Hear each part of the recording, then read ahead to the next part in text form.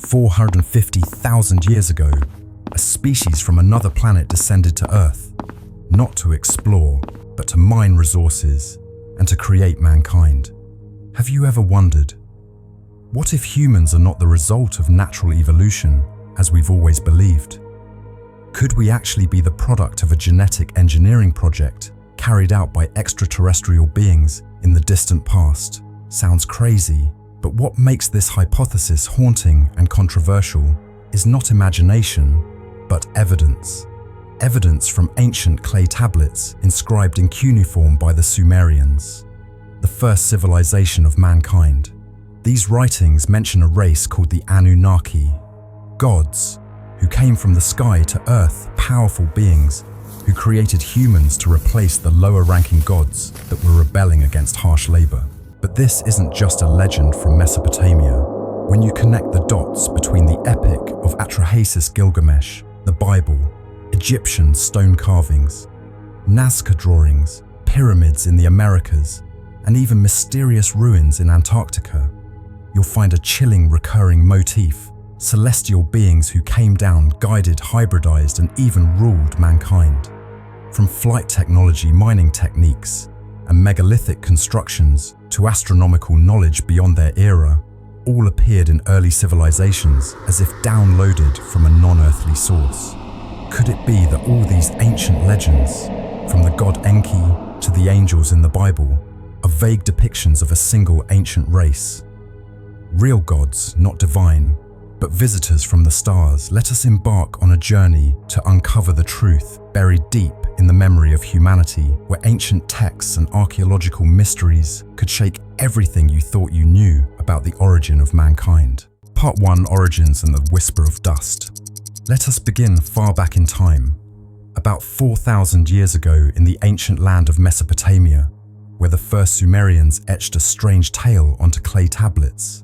The burden of the gods was too great. Let man bear the load instead. That is a line from the Atrahasis poem, but also the opening to one of the most mysterious hypotheses about the origin of mankind. Could it be that we are not simply the product of evolution? Might a species far more intelligent than modern humans have intervened in Earth's history? These cuneiform tablets worn by time carry a voice not easily buried. What we call mythology may in fact be history, a forgotten history, or more precisely, a hidden one. In the ancient texts, one name appears repeatedly: Anunnaki, mighty gods from the heavens yet behaving as physical entities coming from somewhere, not heaven. Anunnaki. That strange name appears across countless ancient texts, from the Enuma Elish to the Epic of Gilgamesh, from the Sumerian king list to the legend of Ishtar's descent into the underworld. They were not simply symbolic deities. They were described with specific names, roles, emotions, even conflicts and families. This leads many modern researchers to ask, what if the Sumerians weren't inventing stories, but rather recording what they had witnessed? If true, the Anunnaki were entities who set foot on Earth hundreds of thousands of years ago. They were not observers, they were controllers. They came, chose the fertile Mesopotamian land as their first station, and laid the foundations of what we would later call civilization. Overlapping myths from Egypt, India, and the Maya all speak of gods who fell from the sky. The similarities are too great to dismiss as coincidence. Could it be that humanity is the result of a plan older than history itself? Nibiru, the strange planet mentioned in Sumerian inscriptions, was not a religious symbol, but a physical planet with an orbital cycle around the sun, spanning thousands of years. According to ancient records, it was once home to the Anunnaki, but a dying world. Nibiru's atmosphere had been damaged, its climate drastically changed, and the Anunnaki were forced to find a solution for survival, restoring the planet's protective layer using dispersed gold particles. But to acquire enough gold, they had to travel far, very far. And Earth, a young planet rich in resources, became the destination. That decision was not born of mercy or exploration, but of desperation. They did not come to create life, they came to exploit it. Yet this journey would trigger a series of events beyond their control. When the Anunnaki set foot on the blue planet, they brought not only technology and commands, but also a completely new destiny for mankind, a species that at that time did not yet exist. Part 2. The lost planet Nibiru and the exodus of the desperate. Around 450,000 years ago, before modern humans existed, a great upheaval struck billions of kilometers away on planet Nibiru. Sumerian texts describe it as a remote world with an orbit around the sun lasting tens of thousands of years. Once glorious Nibiru entered decline, its atmosphere leaked, disasters grew, and life faced extinction. The Anunnaki Nibiru's supreme beings were desperate. Instead of praying to a deity, they looked to the stars. After long searching, they found Earth, a young planet rich in minerals, especially gold, believed to restore their atmosphere by reflecting solar radiation. A massive mission was launched, not conquest or exploration, but the last hope of a dying race. And Earth, by fate or necessity, became their escape and their new beginning. With their superior technology, described in astonishing detail in ancient scripts, the Anunnaki built spacecraft capable of interstellar travel. There was no thunderous noise, no flames. They did not fly using fuel, but with the power of gas vortices, according to pictorial descriptions. Today, these accounts are often compared to anti-gravity technology. Eventually, they landed in Mesopotamia, the region known today as Iraq. For the primitive hominids of the time, the appearance of the Anunnaki was inexplicable tall beings in golden armor, radiating light, almost godlike. But their purpose was very practical: to mine gold from the earth. They constructed settlements, mining sites, and astronomical observation stations, gradually turning Earth into a colony. These gods did not come to redeem or preach. They were high-level technicians working under the command of survival. And amid that massive mining operation, a new force began to break down, signaling a turning point. The first team of gold miners was not made up of noble Anunnaki, but of the IGIGI, lower-ranking gods, who served as laborers. They were the field operators digging mines, transporting resources, living under harsh conditions. After centuries of exhausting labor, their groans echoed across the scorching desert and starless skies. And then the inevitable happened: the IGIGI revolted. According to the Atrahasis epic, they destroyed their tools, surrounded Enlil's residence, the supreme leader, and demanded freedom from slavery. The rebellion of God against God forced the Anunnaki to confront a horrifying realization. They needed a new workforce, one that would not rebel, not strong enough to rise up, but dexterous enough to work. And thus a historic decision was made to create a new being, a creature with a local appearance but infused with the blood of gods. And from the rebellion of the gods, mankind, quite literally, was born. Part 3. The IGIGI revolt and humanity created from a cosmic hybrid. That historic moment, the IGIGI revolt, carved a deep fracture in the supreme power of the Anunnaki. When the divine workers threw down their tools, refused to labor, and laid siege to Enlil's estate, the entire system began to shake. The Anunnaki realized that if the rebellion spread, a civil war among the ranks of the gods could erupt. Gold extraction could not stop. Nibiru could not continue to decay. In a divine council, Enki, the god of wisdom and biology, proposed a solution: create a new being, combining native clay material with a portion of Anunnaki bloodline. This being would not be a god, but would no longer be a mere beast, a hybrid entity that could labor, learn, and be controlled. The council agreed, and in the land later known as Eden, the experiments began. Not through miracles, but via a form of primitive bioengineering. They created the first prototype, Adamu, and the wheel of destiny began to turn. Adamu, the first human, was not a symbol or myth. Sumerian texts describe him as the first being to carry Anunnaki DNA. He wasn't just formed from clay, as in the Bible. He was engineered to serve. Enki and Enlil, the goddess of biology, used a native hominid egg, possibly Homo erectus, and combined it with Anunnaki genetic material. According to Zecharia Sitchin, this was the first act of genetic engineering on Earth. Adamu possessed traits no other hominid had: abstract thought-learning dexterity and a spark of divine essence. The Sumerians didn't frame this as mythology, but as a scientific procedure inside the Anunnaki's biolabs. From him, many others were created, male and female, forming the first modern humans. But as this new species gained self-awareness and began to grasp power, a new threat quietly emerged. While Enki observed the first humans with the eyes of a scientific father, Enlil, the overseer, began to feel alarmed. He saw that the created species was developing beyond expectations. They began to think, to question, and even to express emotion and creativity. One of the great disputes between the two divine brothers erupted when Enki secretly taught humans how to read, write, and calculate, granting them knowledge. Enlil was furious, and this moment is the origin of the Tree of Knowledge imagery in the Bible.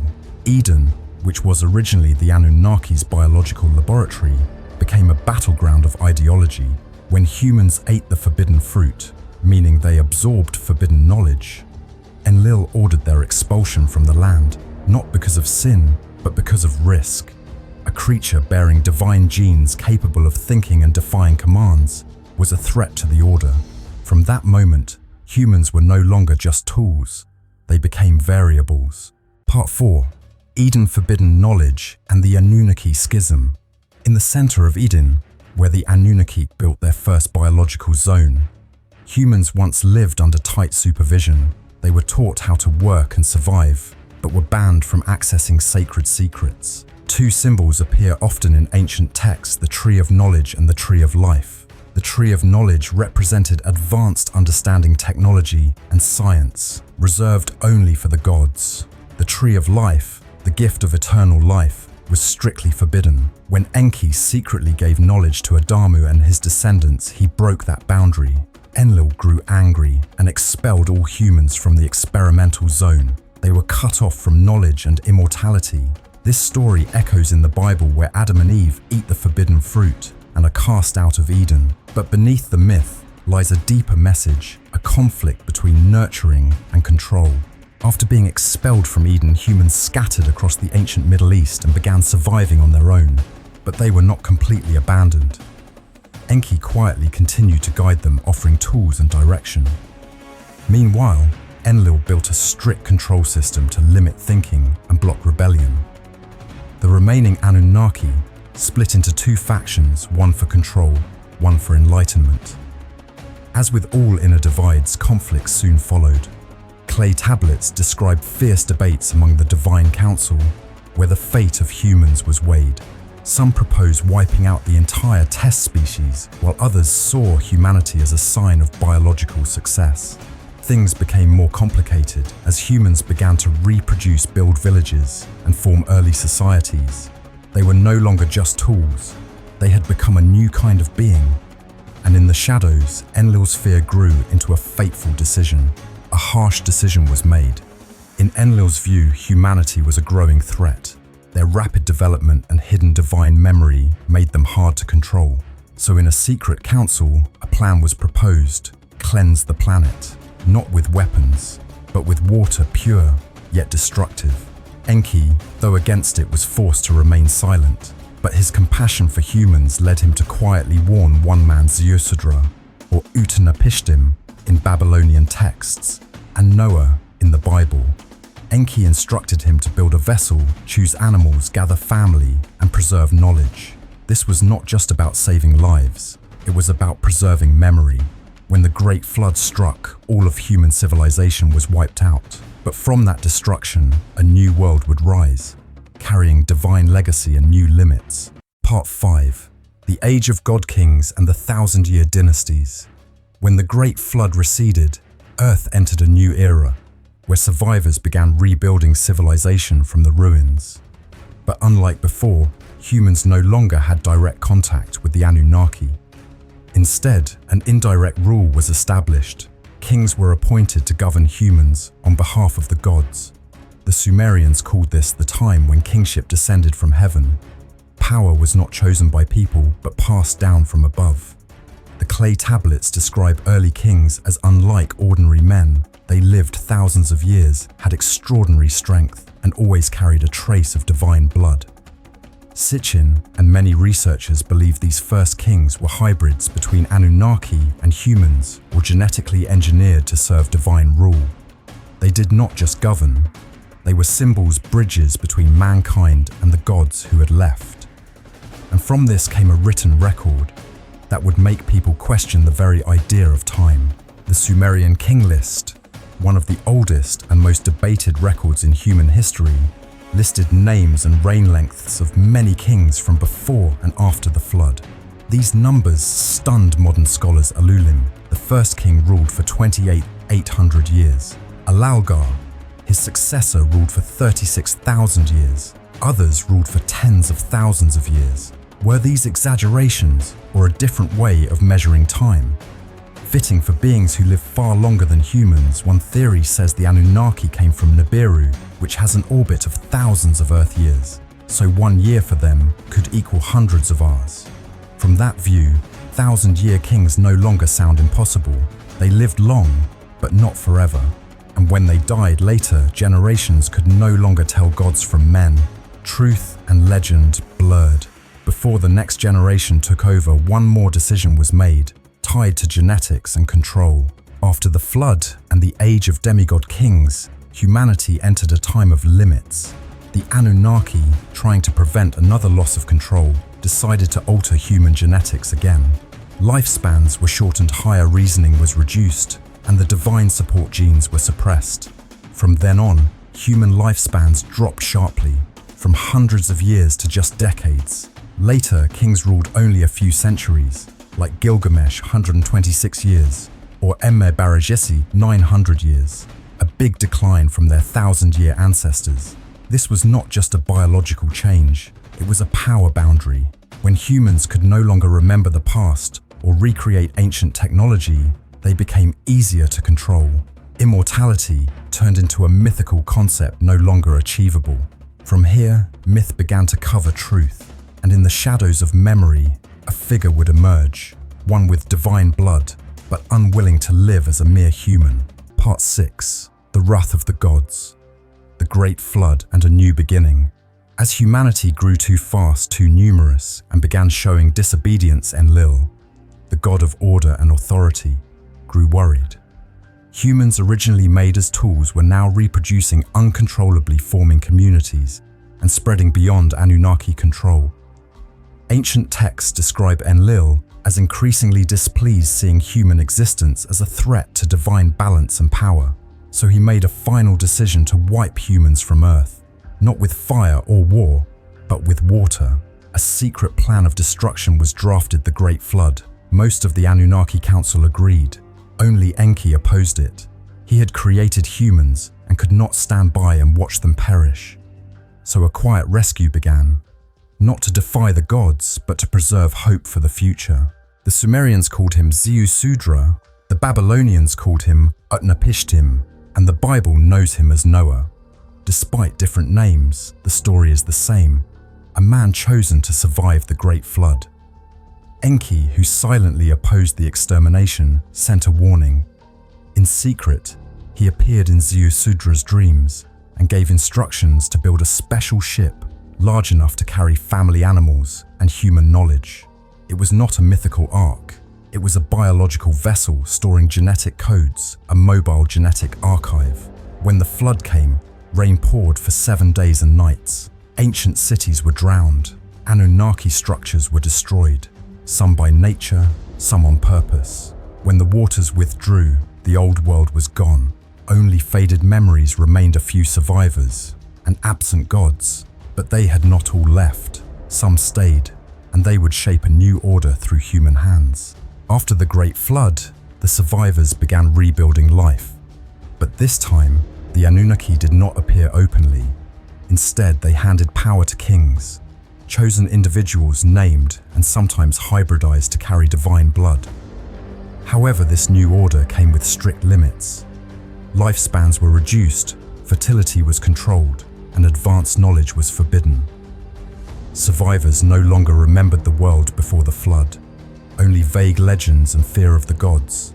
Temples were built not just for worship, but to maintain submission. Humans were no longer partners but subjects under management. Over time, the Anunnaki's absence became part of mythology. They returned to the sky but left behind rules, warnings and signs that future generations couldn't stop seeking, because something suggests the story isn't over yet. Part 7. Ancient Monuments. The shadow of Anunnaki in stone and sky. When later generations look up at the pyramids of Giza or temples like Teotihuacan and Cholula in the Americas, they see incredible structures. But independent researchers see traces. These buildings are not only massive, but also built with astonishing precision. The Great Pyramid aligns perfectly with the 4 cardinal directions. Some stone blocks weigh up to 70 tons. Yet how they were moved and fitted remains a mystery. Some theories suggest that ancient people were guided, or even directly supervised, by beings with extraordinary knowledge. And once again, the name Anunnaki appears.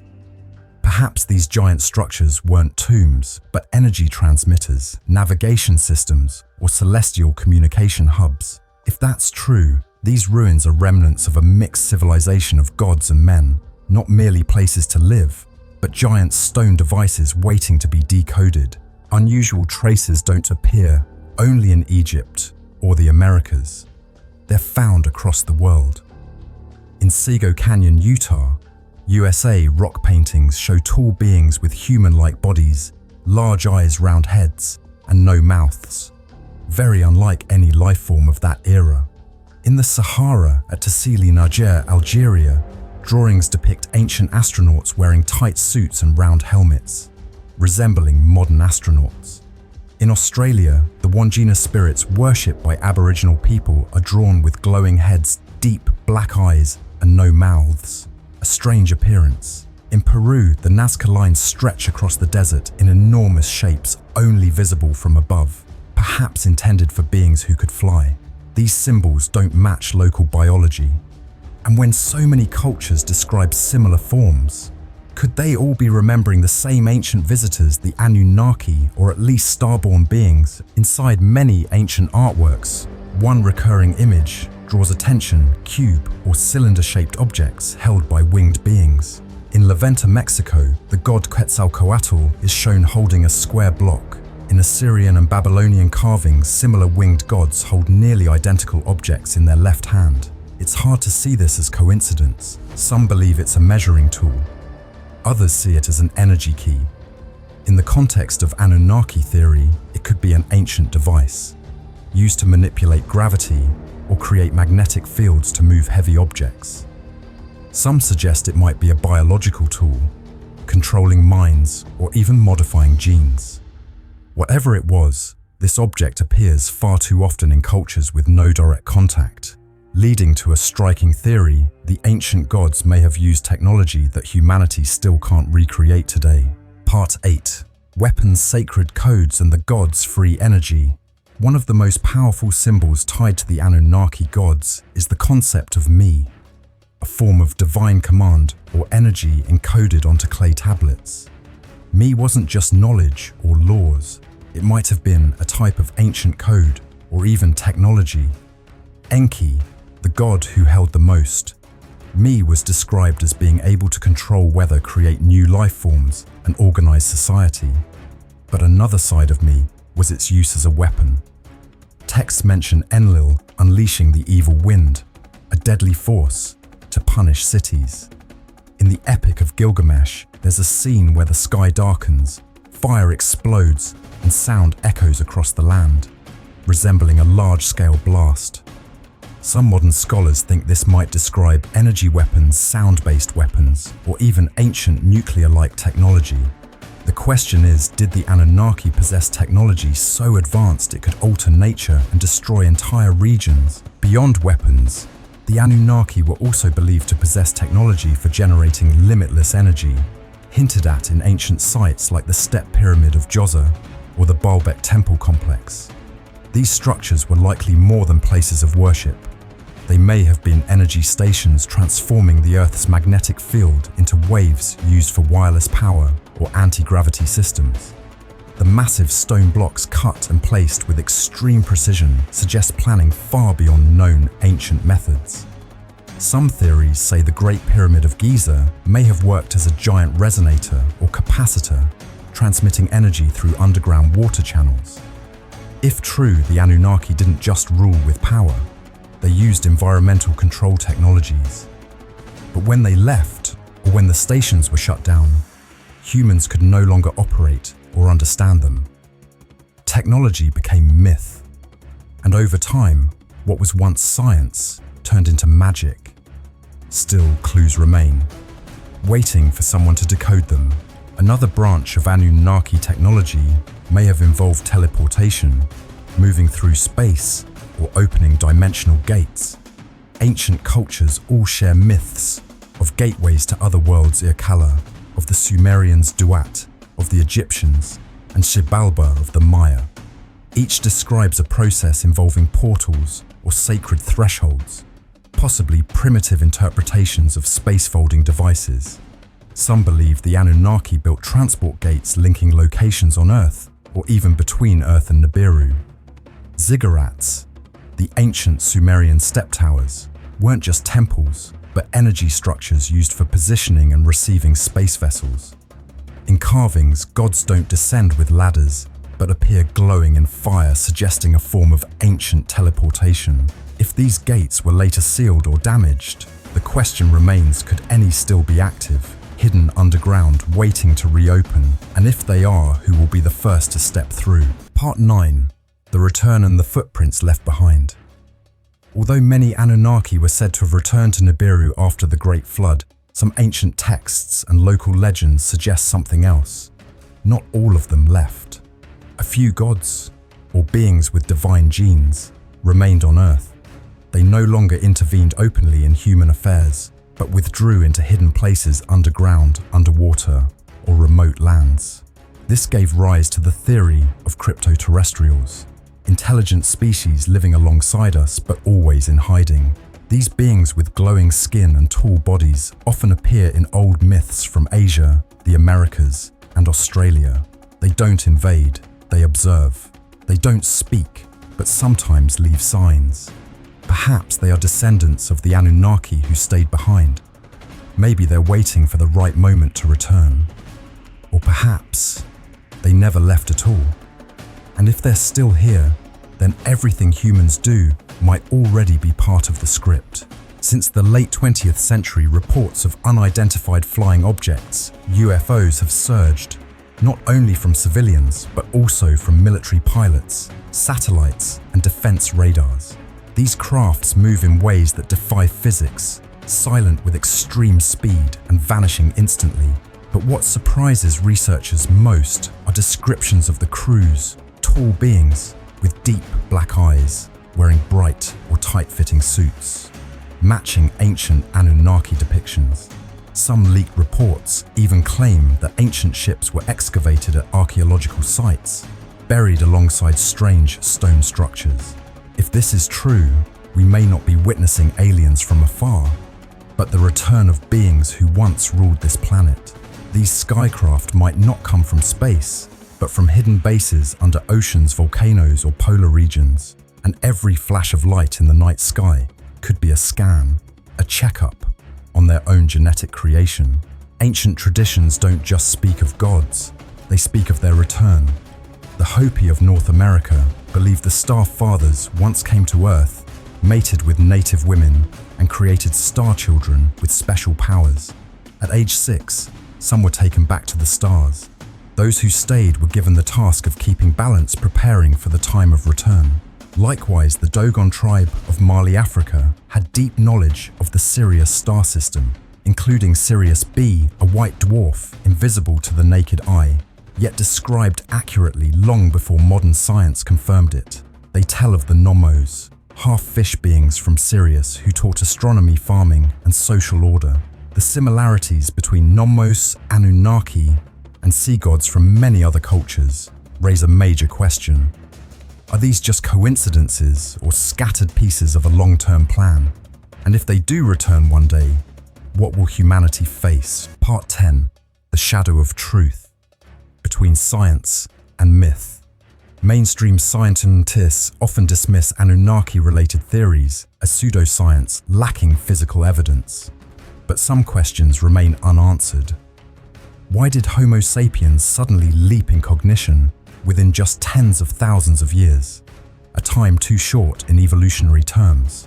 Why is human chromosome number 2 a strange fusion not seen in any other primates?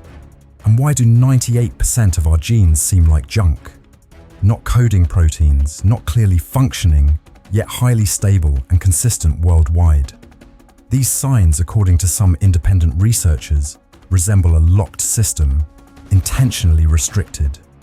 Of course, science demands proof, but sometimes the absence of evidence may itself point to an effort to erase traces. Between science and mythology, there is always a grey area, and in that space, the Anunnaki story has quietly endured for thousands of years, in dreams about our true origin.